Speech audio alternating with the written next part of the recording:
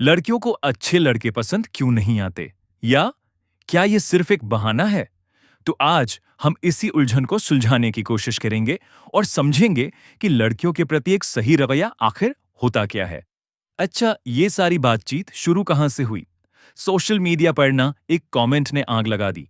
एक लड़की ने लिखा कि लड़कियों को अच्छे लड़कों से सिर्फ अटेंशन चाहिए होती है, पर पसंद तो उन्हें असल में बैड बॉयज ही आते हैं। बस इस एक लाइन ने ना एक बहुत बड़ी बहस छेड़ दी। तो चलिए आज इसी बहस की तह तक जाते हैं। देखिए, अपनी बात को हम 5 हिस्सों में समझने की कोशिश करेंगे। पहले, अच्छे लड़के की दुविधा क्या है, वो जानेंगे। फिर आकर्षण के पीछे का सच क्या है। उसके बाद ये जुनून कब खतरनाक हो जाता है, इस पर बात करेंगे। फिर जीवन का असली मकसद क्या है, उसे खोजेंगे। और आखिर में आत्मपूर्णता यानी खुद में पूरा होने का रास्ता क्या है, वो देखेंगे। तो चलिए पहले हिस्से से शुरू करते हैं। अच्छे लड़के की दुविधा। आखिर ऐसा होता क्यों है कि आज भी ज्यादातर मामलों में रिश्ते की पहल करने का सारा दबाव लड़कों पर ही आ जाता है। और यही चीज एक बहुत ही अनबैलेंस्ड सोच को जन्म देती है। देखिए, इसकी जड़ें ना हमारे समाज की बहुत पुरानी सोच में हैं।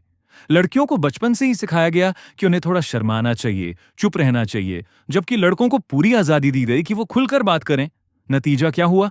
बात करने की पहल हमेशा लड़कों की जिम्मेदारी बन गई और ये चीज आज तक चली आ रही है।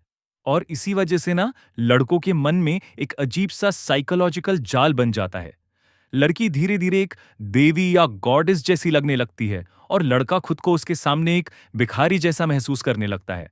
उसे लगने लगता है कि रिश्ते में सारे एफर्ट्स उसी को डालने हैं, क्योंकि लड़की को तो शायद उसकी कोई जरूरत ही नहीं है। तो अब आते हैं हम अपने दूसरे हिस्से पर, जहां हम इस आकर्षण के भ्रम को तोड़ेंगे। चलिए देखते हैं कि कैसे किसी इंसान को उसकी बनी बनाई छवि से अलग करके एक असल इंसान के तौर पर देखा जा सकता है। ये स्लाइड एक बहुत बड़ा सच दिखाती है। हमारे मन का जो भ्रम है वो हमें बताता है कि वो एक देवी है और मैं एक भिखारी। लेकिन सच्चाई क्या है? सच्चाई तो ये है कि वो भी एक इंसान है और मैं भी। उसमें भी कमियां हैं और हम दोनों बिल्कुल बराबर हैं। ये कोई छोटा मोटा बदलाव नहीं है, बल्कि हमारी सोच में एक बहुत बड़ी क्रांति है। तो खुद से एक सवाल पूछना बनता है, आकर्षण असल में किस चीज से है?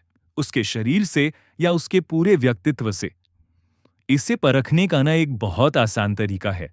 बस इतना सोचिए, अगर ये इंसान एक लड़का होता तो क्या तब भी उससे दोस्ती करने की इतनी इच्छा होती? यकीन मानिए, ये एक सवाल अक्सर आकर्षण का सारा नशा उतार देता है। और सच तो यही है कि खूबसूरती सामने वाले में होती ही नहीं है, वो तो हमारी अपनी आंखों में होती है।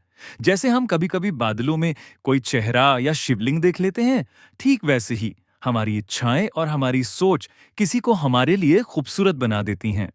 अब बात करते हैं तीसरे हिस्से की, जुनून के खतरे।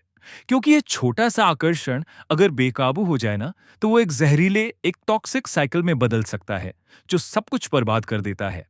ये जहरीला चक्र, ये शुरू होता है एक मामूली सी जिज्ञासा से। उसके बारे में हर छोटी बड़ी बात जानने की इच्छा होती है। फिर यह जिज्ञासा धीरे धीरे जुनून में बदल जाती है। मतलब हर समय उसी के बारे में सोचना। इसके बाद आता है डर, उसे खो देने का डर। और यही डर कंट्रोल करने पर मजबूर करता है। उसके सोशल मीडिया पर नजर रखना, जासूसी करना, और बस यहीं से रिश्ता जहरीला बन जाता है। इस पूरे जहरीले खेल के पीछे सिर्फ और सिर्फ एक ही चीज है, खोने का डर। जब कोई अपनी दुनिया का केंद्र किसी और को बना लेता है, तो उसे खोने का डर उसे बांधने पर, उसे कंट्रोल करने पर मजबूर कर ही देता है। तो सवाल यह है कि इस जाल से निकलने का रास्ता क्या है? इसका जवाब हमें मिलता है चौथे हिस्से में। अपने जीवन का सेंटर पॉइंट बदलो और एक सच्चा मकसद खोजो। यहां एक बहुत गहरा सवाल उठता है, क्या इंसानी जीवन का मकसद जानवरों की तरह सिर्फ वंश बढ़ाना है? नहीं, इंसानी जीवन का असली मकसद तो दुखों और बंधनों से आजाद होना है, न कि किसी रिश्ते के बंधन में फंसकर अपने लिए नए दुख पैदा करना। ये दो तस्वीरें दो बिल्कुल अलग अलग जिंदगियों को दिखाती हैं। एक वो जिंदगी जिसका सेंटर कोई और इंसान है, ये रास्ता आपको जरूरतमंद और कमजोर बनाता है।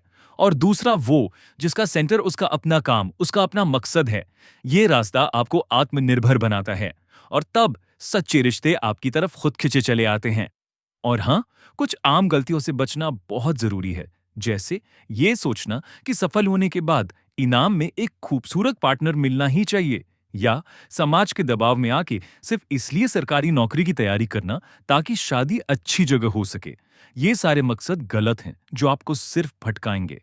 और अब हम आते हैं सबसे बड़े सच पर, आत्मपूर्णता का मार्ग।